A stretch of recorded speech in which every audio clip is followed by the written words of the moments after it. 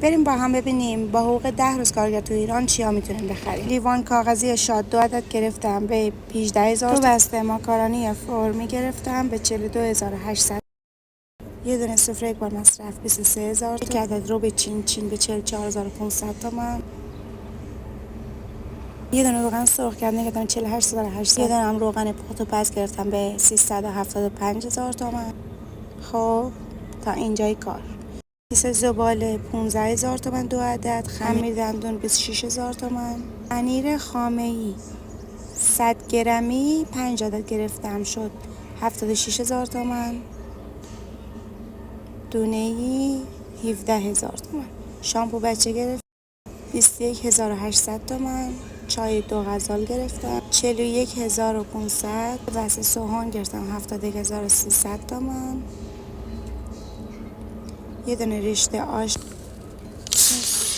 سس گرجه 44300. سس مایونزم 28400. گلنار گرفتم. صابون گلنار 5 عدد گرفتم. صابون گلنار 56 تومن. حلوا شکری هم 44200. 5 تا بسته نمکدون 6 تومن شد 30 تومن. خب تا اینجای کار داشته باشید.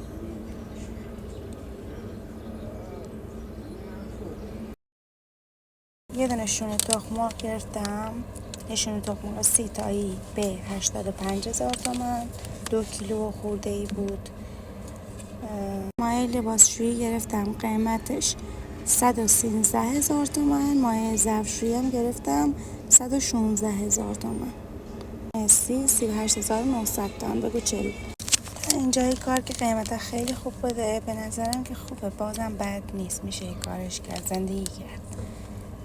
پنیر پیتزای 2 کیلویی شد 200,000 تومان. کیلو 100 تومان. قیمتاش بد نیست.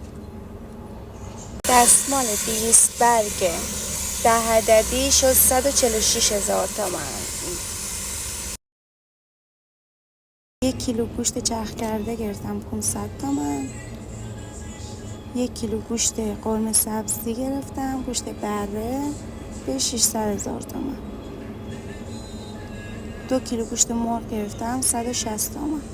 جمع کل فاکتور و خرید همه خریدام شد 3,400,000 تومان.